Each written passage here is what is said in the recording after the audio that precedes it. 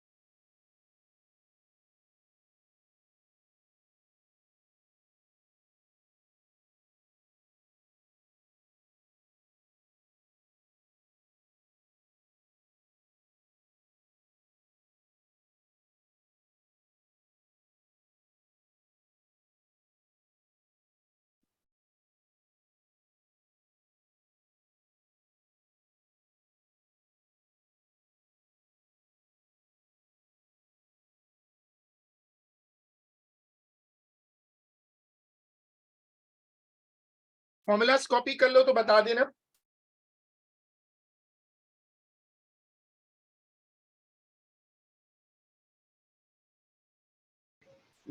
Done sir, copy. Sir ये log इधर भी आ गया। हाँ, वो लॉग की जरूरत पड़ती है, लेकिन ऑप्शनल फॉर्मूला होता है। अगर तुम ना भी लगाओ तो उसके बगैर हो जाता है। वो मैं भी दिखाता हूँ। अब इसमें देखो, दो रीडिंग्स होती हैं, दो वेरिएबल्स हैं। जब तुम मास रखते हो, जो तुम्हारा शुरू का मास होता है वो एक्स नॉट कहलाता है, और फाइनल वाला जो है वो एक्स कहलाता है। ये वाली स्क्रीन कॉपी करिएगा।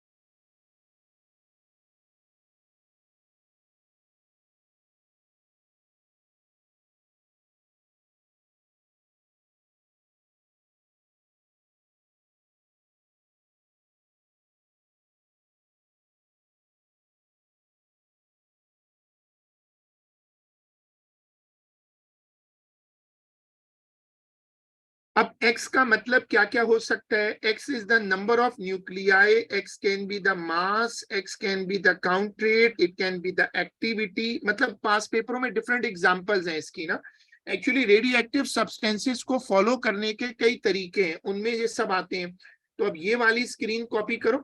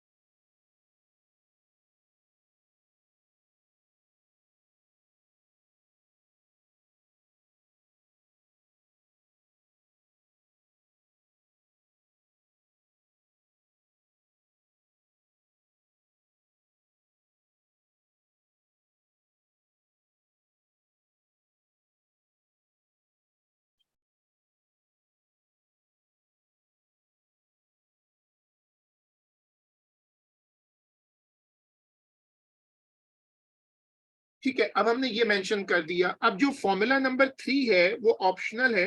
एक्चुअली जो लॉग होता है वो सबको तो वो चीज नहीं पता होती, तो अगर ऐसी कोई चीज आ जाए तो वो ट्रायल एंड एरर से भी हो जाती है। अब ये नीचे ब्रैकेट में लिख लो।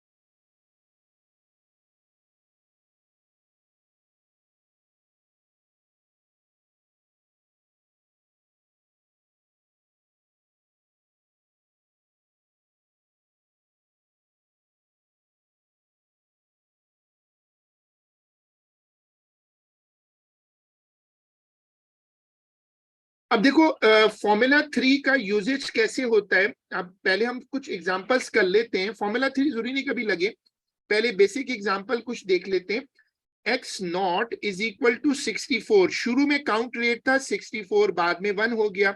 हमें निकालना है नंबर ऑफ हाफ लाइफ। इसका ये बेसिक फॉर्मूला है। ये वाली स्क्रीन कॉपी करिएगा।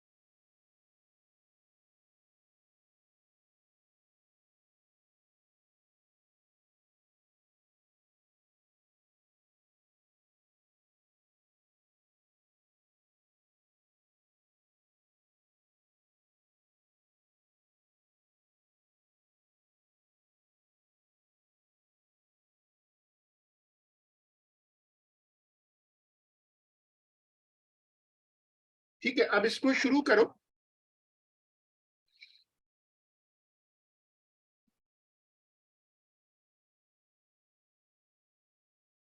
अब इसको जब आप 1/64 करोगे तो n की वैल्यू डायरेक्ट आ गई कंपैरिजन मेथड से। यानी आप नीचे 2 की पावर सेम कर लो तो n आ गया 6। ये वाली स्क्रीन कॉपी करो।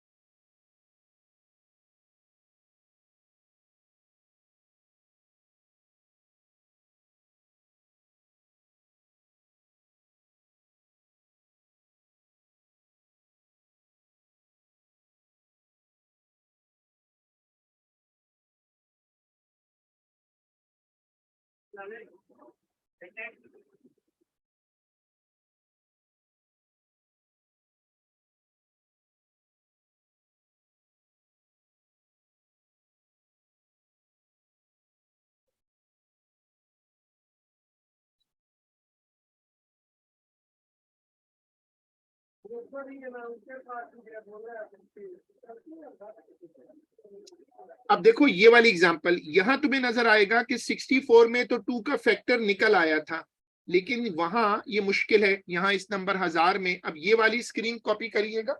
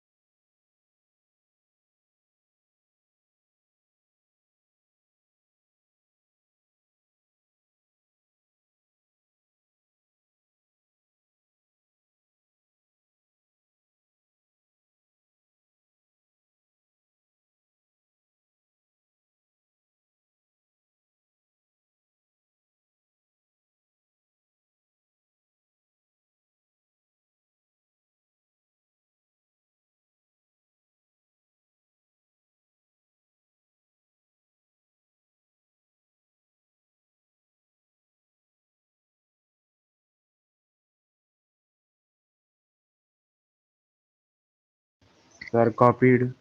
अब देखो इसको शुरू करो, तुम्हें वो समझ में आ जाएगा कि लॉग का मसला क्या है। अब यहाँ लॉग की जरूरत क्यों पड़ती है कि 1000 में ना 2 के फैक्टर नहीं निकलते। तो अगर एडमेस, जैसे तुम एडमेस लेते हो तो तुम इसको यूज कर सकते हो। एक और तरीका भी इसके साथ है, क्योंकि सब तो एडमेस नहीं लेते। पहले तुम ये वाला तरीका देखो जो लॉग बेस्ड है, ये वाला तरीका कॉपी करो।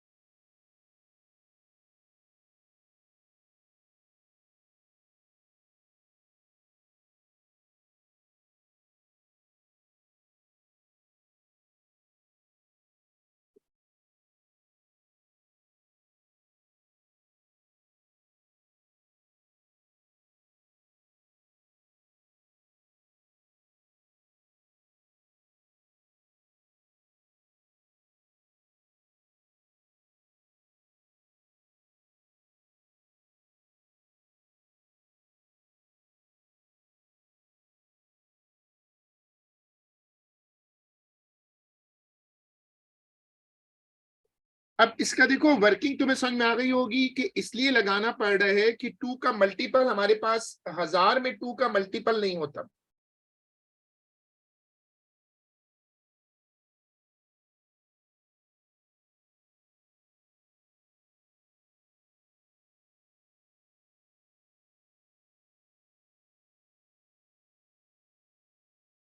Sir copied. अब देखो इसका दूसरा मेथड क्या है। इसको कहते हैं ट्रायल एंड एरर। तुम इसमें n की जगह 2 रखो, 3 रखो, फिर बढ़ाते जाओ। जब तुम ऐसा नंबर आए जो 1000 को क्रॉस कर जाए, उसके करीब हो लेकिन क्रॉस कर जाए, तो वो नंबर ले लो। ये तरीका वहां यूज करते हैं जहां आप लॉग नहीं लगाना चाहते। ये तरीका ट्रायल एंड एरर है, ये बहुत अच्छा तरीका है। इसको भी सीखना चाहिए क्योंकि फिजिक्स में ऑफिशियली तो लॉग नहीं है। ये वाली स्क्रीन देखो।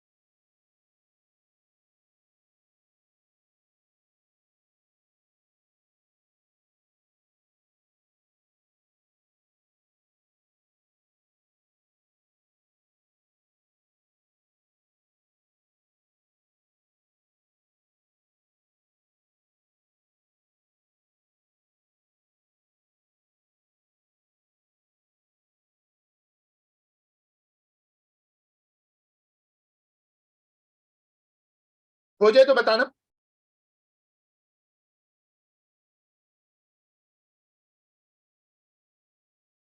डन सर, हो गया। अब तुम्हें समझ में आ गया। अब उसमें कैलकुलेशंस ऑन हाफ लाइफ की कैलकुलेशंस बहुत इंपॉर्टेंट हैं और बहुत रेगुलर पेपर में आती हैं। तो अब ये वाली स्क्रीन कॉपी करो।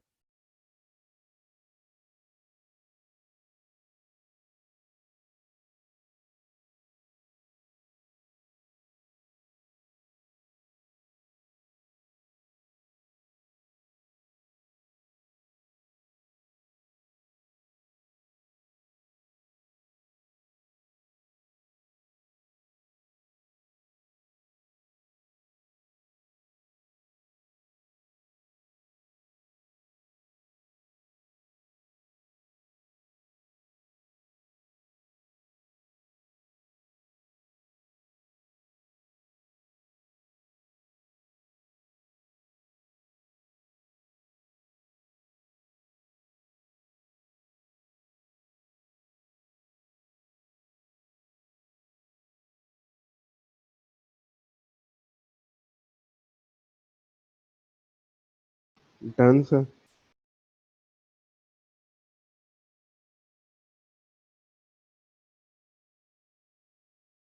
अच्छा, अब देखो मैं क्वेश्चन तुम्हें स्क्रीन पे दिखाता हूं, तुम चाहो तो क्वेश्चन की पिक्चर ले लो, अगर तुम्हारे पास सेकंड डिवाइस है, और फिर सॉल्व करते हैं। पेपर 1 में विदाउट वर्किंग सॉल्व होगा, पेपर 2 में जब आएगा तो उसमें वर्किंग शो करनी पड़ेगी। The initial mass of a radioactive substance is 30 mg, its half life is this much year, 6 million year, calculates its mass after a time of 20 into 10 power 6 year। अब देखो ये कह रहे हैं कि रेडियोएक्टिव डिके हुआ 30 mg, इसका initial mass है, हाफ लाइफ दी हुई है। अब इन सवालों में सीखना क्या होता है कि पहले नंबर ऑफ हाफ लाइफ निकालो, कितनी हाफ लाइफ गुजर चुकी हैं, और फिर उसको रेशो कर दो। तो इस क्वेश्चन का डेटा लेना है तुम्हें, पिक्चर ले लो, और फिर हम इसका डेटा बनाते हैं, फिर सॉल्व करके देते हैं जरा।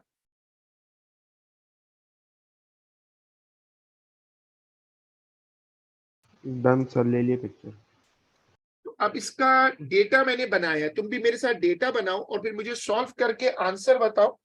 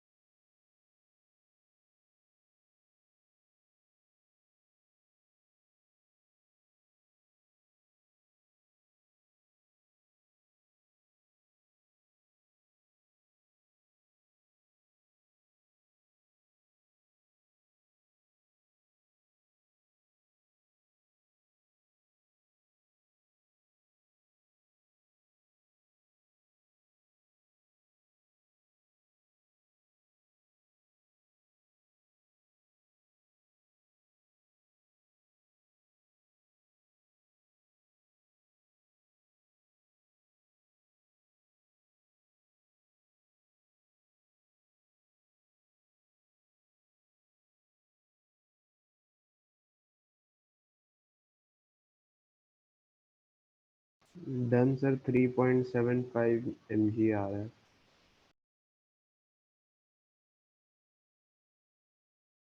नहीं, थोड़ा सा फर्क आ रहा है, चेक करो, वर्किंग चेक करो।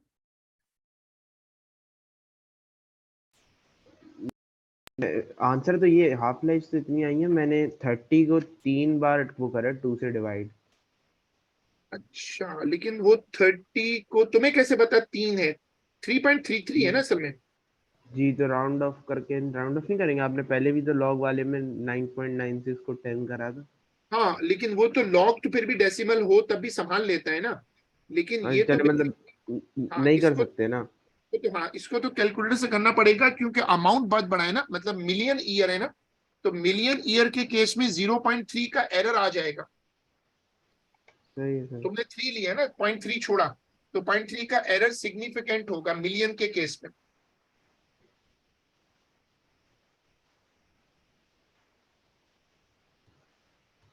सही है। Done sir.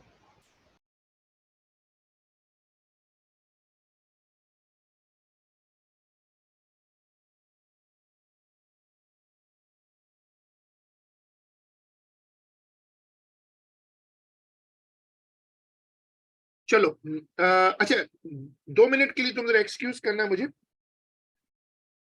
जी सर। सिर्फ 2 मिनट रुकना, मैं आ रहा हूँ।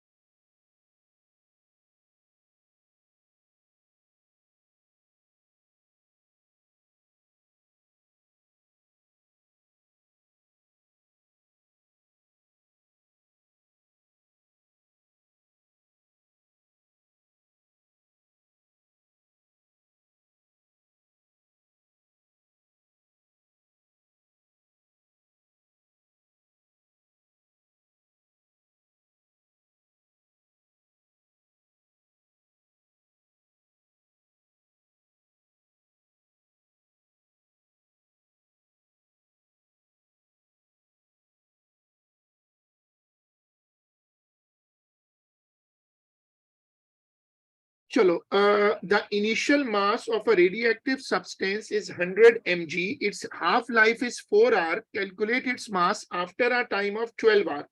अब इसको तुम ओरल कर सकते हो, पहले क्वेश्चन पढ़ो। हाफ लाइफ 4 घंटे की है, तो 12 घंटे में कितनी हाफ लाइफ गुजर जाएंगी?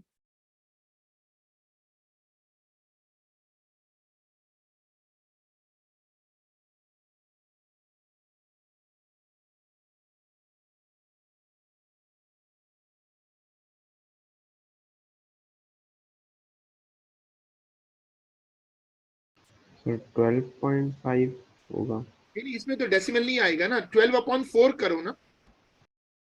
सर 12/4 तो मतलब 3 हाफ लाइफ हो गई ना उसकी 12 घंटे में। हाँ, उसके बाद 100 और को 3 मरतबा हाफ कर दो। 100 को 12.5 ही आएगा ना। अच्छा अच्छा, तो फाइनल आंसर बता रहे थे, ठीक है, गुड। चलो, अब ये वाली एग्जांपल पढ़ो। The initial mass of a radioactive substance Na23 is 32 gram. After 20 minutes, its mass is 4 gram. Calculate its half-life.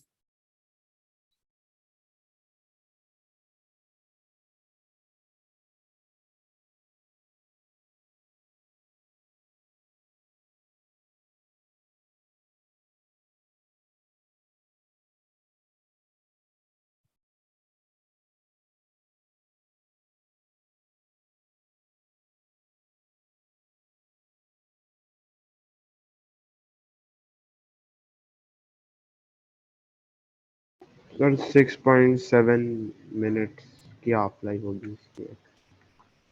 जैसे कि 32 ग्राम है और 20 मिनट के बाद रह गया 4 ग्राम, तो कितनी मरतबा हाफ हुआ? तुमने आंसर, फाइनल आंसर बताना, क्या बता रहे थे? 6.67। सर 6.7 आ रहा, चले वही हो गया, 6.67 में राइट। राउंड ऑफ करके रखा। चलो, अब हेडिंग डाल दो, applications of half life. Note section में हेडिंग डाल दो। ऐसा करते हैं, नमाज पढ़ लेते हैं, हेडिंग आप डाल दो और आप भी नमाज पढ़ जी लो, मैं सर। भी पढ़ लेता हूँ, फिर कंटिन्यू करते हैं। और क्लास कितने बजे? 7 बजे है ना? हाँ, 7 बजे। तुम अगर 8-10 मिनट पहले खत्म करना हो तो ठीक होगा, लेकिन सर अभी हम 6:45 कर देगा, पेपर वगैरह भी है ना, तो फिर मैं अभी तुम्हारा, अच्छा, तुम्हारा मिड टर्म भी तो चल रहा है। हाँ हाँ, कल चलो कंप्यूटर ठीक का है। है ना। हाँ, लेकिन वो समय ये क्लास अगर हम स्किप करते हैं ना, तो तुम कल वाली क्लास पे ले नहीं पाते, वरना तो वो ऑप्शन है, लेकिन रिकॉर्डिंग देखना और जी मुश्किल जी, होता है। चले चले, वो मसला नहीं है, बस मैं कह रहा था 15-20 मिनट पहले छोड़ देगा। हाँ ठीक है, सेट है, सेट है। तुम अभी नमाज पढ़ लो, नमाज भी जरूरी है ना, क्योंकि मिड टर्म तो वैसे जी नहीं हो जी रहे। सर। जी जी जी जी। दुआ करना तो बहुत जरूरी है भाई। जी सर, बिल्कुल करेगा।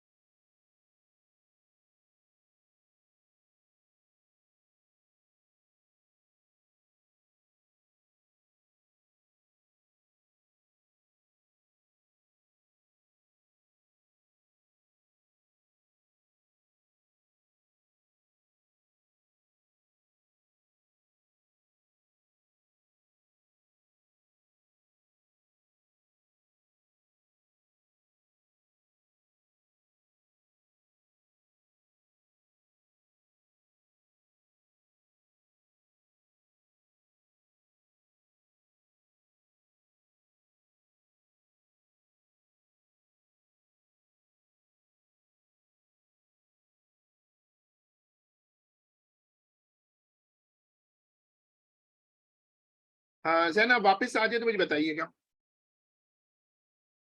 जी सर, मैं आ गया हूँ।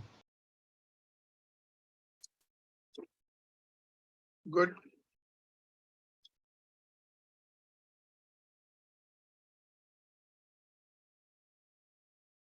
हाफ लाइफ जब किसी एलिमेंट की हमें पता होती है तो उससे क्या फायदा होता है, उससे मुख्तलिफ चीजें जो हमें पता चल सकती हैं।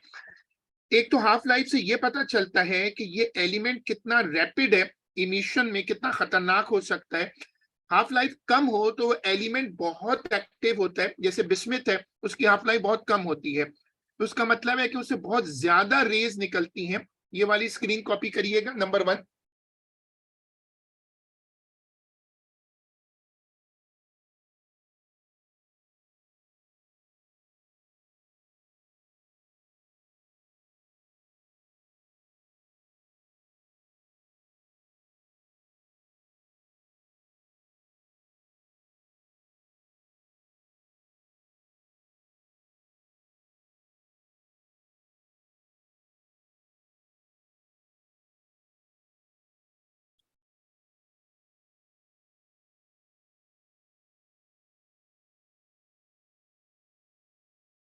दूसरा इस्तेमाल मेडिकल साइंस में है।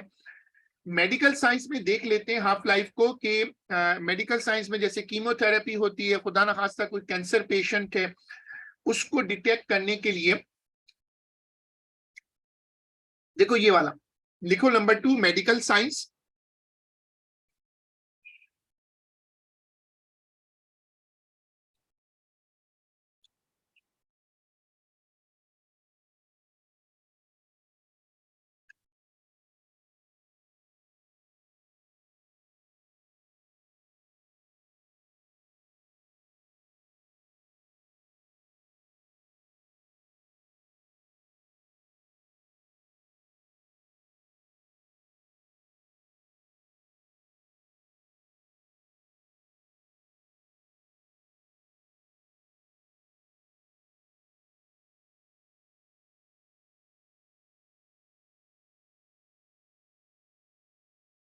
Number 3,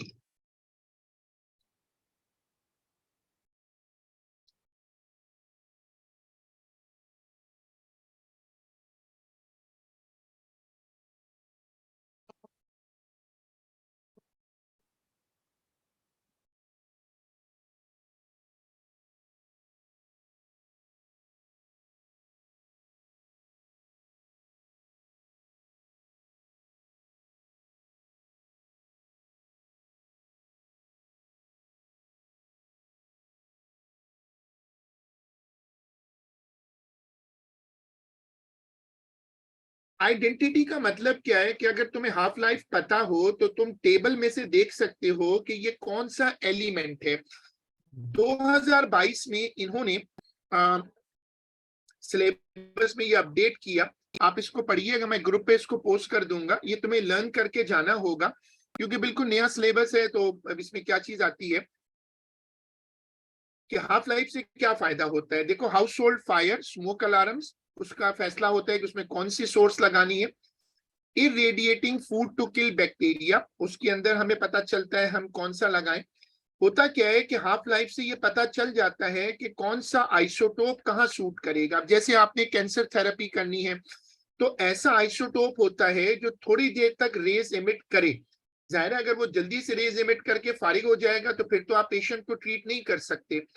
measuring and controlling thickness of materials with the choice of radiations used, इस तरह diagnosis and treatment of cancer using gamma rays. ये बेसिकली जो रेडियो एक्टिव रेडिएशंस निकल रही होती हैं उनसे ये फैसला करना होता है। कुछ अल्फा इमिटर होते हैं, कुछ बीटा इमिटर होते हैं, कुछ की हाफ लाइफ बहुत कम होती है जैसे बिस्मिथ है, कुछ की हाफ लाइफ बहुत ज्यादा होती है जैसे यूरेनियम है। तो ना ये उससे पता चल जाता है। चलो अब 2 लाइनें छोड़कर हेडिंग डालो कार्बन डेटिंग।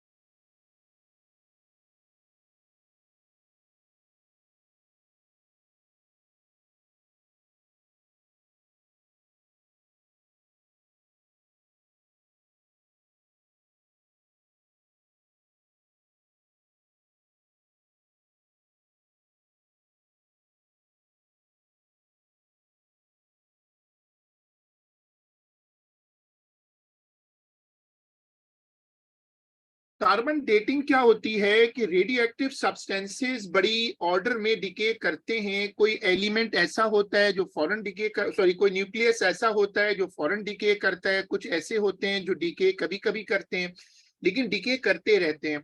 अब ये जो प्रोसेस है डीके का, जब से ये प्लेनेट बना है तब से ये मौजूद है, डीके कर रहे हैं।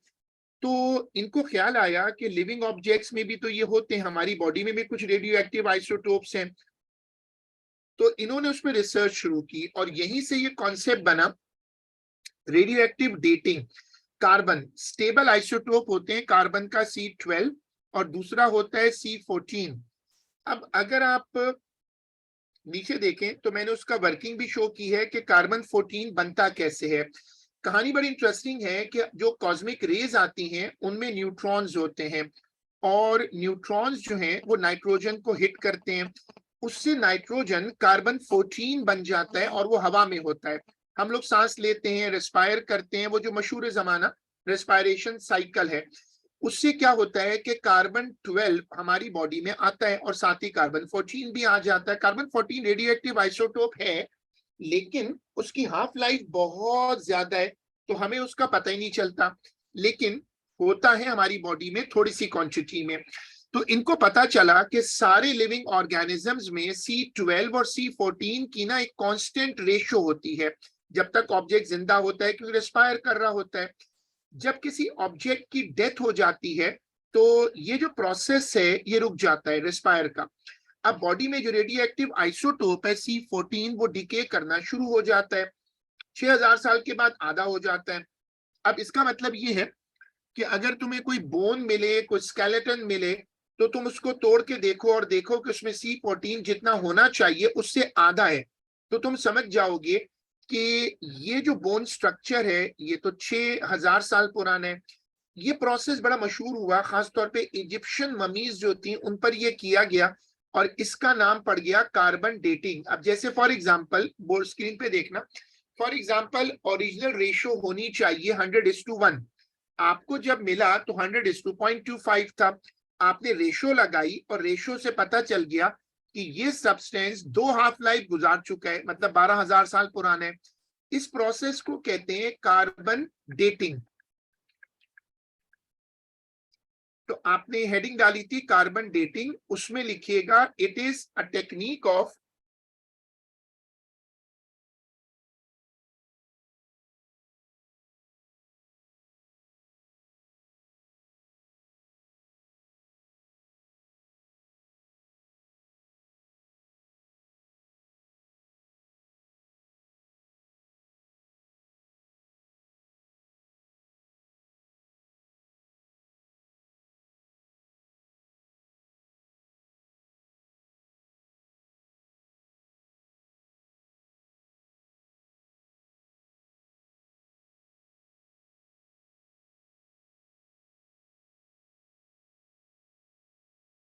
अगर वापस बोलेगा।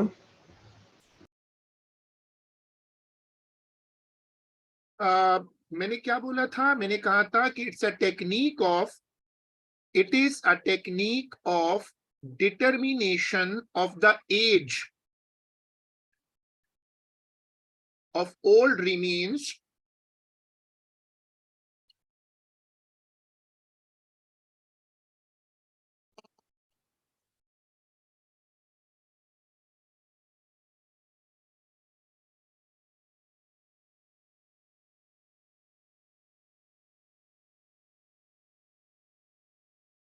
लिखो कि this technique is based upon carbon 14, this technique is based upon carbon 14।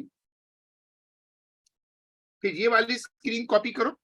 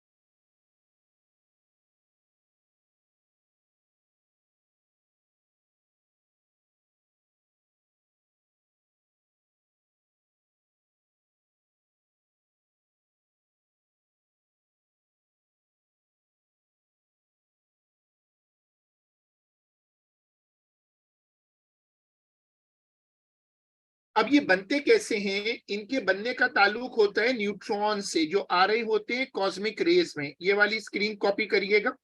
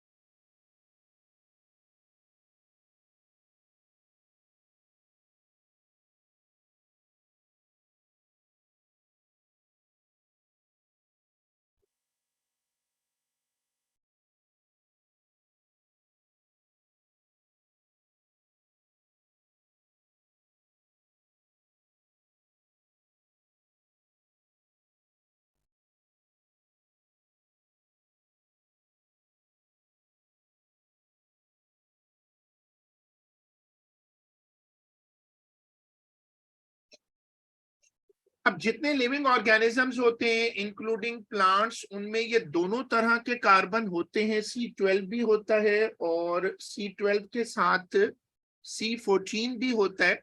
लेकिन इनकी जो रेशो होती है वो अब हमें पता चल गई है। अब ये रेशो कांस्टेंट रहती है। हम ये करते हैं कि जब इनमें से कोई स्पेसिमन हमें मिलता है तो हम दो तरीकों से उसको मॉनिटर करते हैं। एक तो हम सैंपल को ले जाते हैं GM ट्यूब के सामने, और दूसरा हम ये करते हैं कि उसको स्पेक्ट्रोमीटर से एनालाइज करते हैं। हमें पता चल जाता है कि अब इसमें C14 रेशो में कितना है और होना कितना चाहिए उस साइज के हिसाब से। तो लिखिएगा कि उसके बाद ये वाली स्क्रीन कॉपी करिएगा।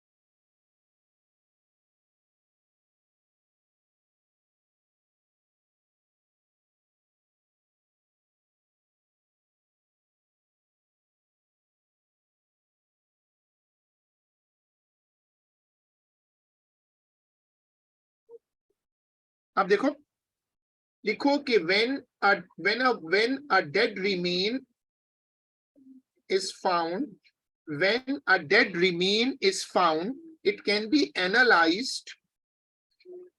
When a dead remain is found, it can be analyzed using number one, GM tube.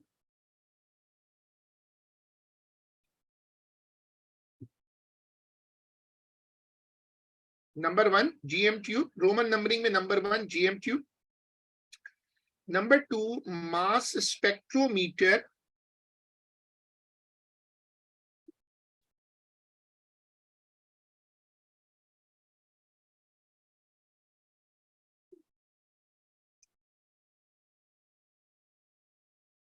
उसके बाद साइड हेडिंग दीजिएगा एग्जाम्पल, और ये वाली स्क्रीन कॉपी होगी।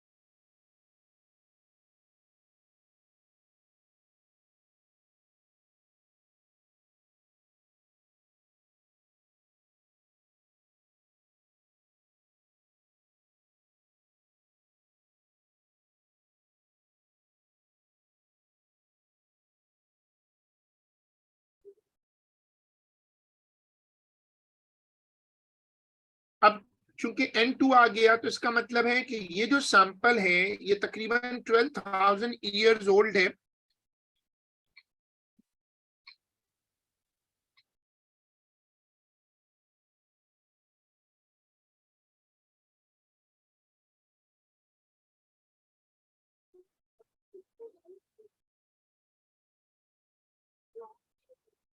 चलो, अब हेडिंग डालना 2 लाइनें छोड़कर, सेफ्टी प्रिकॉशंस।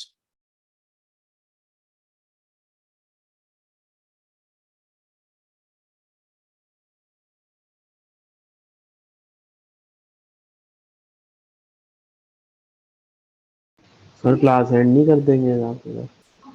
बस ये एक लिस्ट बना लेते हैं, और चलो सही से। सेफ्टी प्रिकॉशंस की हेडिंग डाल दो। बहुत सिंपल सा है कि रेडियो एक्टिव सोर्सेज जो होते हैं, आप उनको जब हैंडल करते हैं, स्टोर करते हैं, उनको लेकर चलते हैं, तो स्पेशल केयर चाहिए, क्योंकि radioactive rays are very dangerous. तो आप लिखो number 1, keep a safe distance when handling a radioactive source.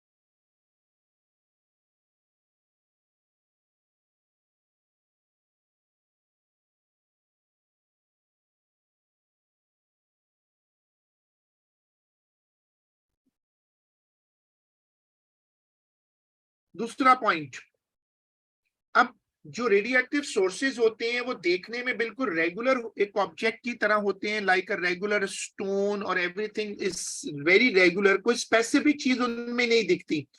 तो जब आप उनको कहीं रखते हैं तो उन पर हैजर्ड साइन लगा देते हैं, ताकि वो देखने में कोई नॉर्मल सा स्टोन ना लगे।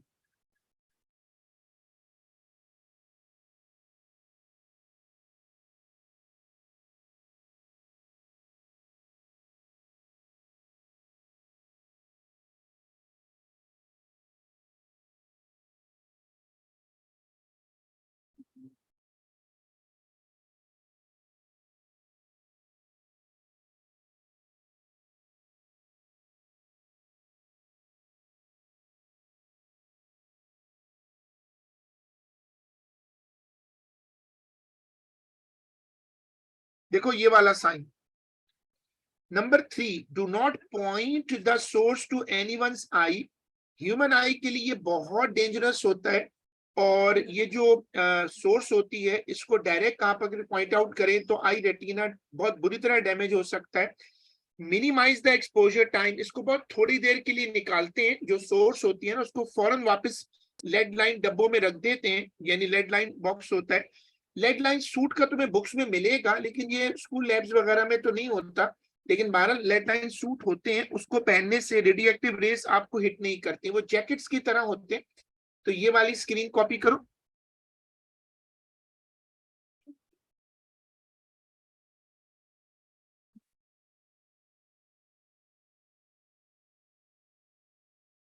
Done sir, copy. जैसे ये सूट्स है ना, अब देखो मैं ये ग्रुप पे पोस्ट करूंगा, इसमें जो समरी एग्जामिनर जो बता रहे वो 2022 में उसने कहा कि आप ये चीजें हाईलाइट करें जब आप प्रिकॉशंस लिखें। एक तो रिड्यूस करो एक्सपोजर टाइम, दूसरी डिस्टेंस बढ़ाओ, और तीसरा शील्डिंग टू एब्जॉर्ब रेडिएशन। ये बेसिकली क्या कॉन्सेप्ट है कि आप रेडियो एक्टिव सोर्स को जब हैंडल करो तो किस तरीके से हैंडल करोगे। एक तो एक्सपोजर टाइम मिनिमाइज कर दो, दूसरा distance between source and living tissues ये कम करो, यानी आप दूर खड़े होके यूज करो किसी मैकेनिकल हैंड वगैरह से। और शील्डिंग टू एब्जॉर्ब रेडिएशन, जो भी आप शील्डिंग करें, जो भी आप अमूमन लेड इस्तेमाल होता है, तो लेड के थ्रू हम शील्डिंग करते हैं। तो आज का काम यहीं तक रोक लेते हैं और इसको फिर इंशाल्लाह अगली क्लास में करते हैं। अल्लाह हाफिज। खुदा हाफिज, थैंक यू।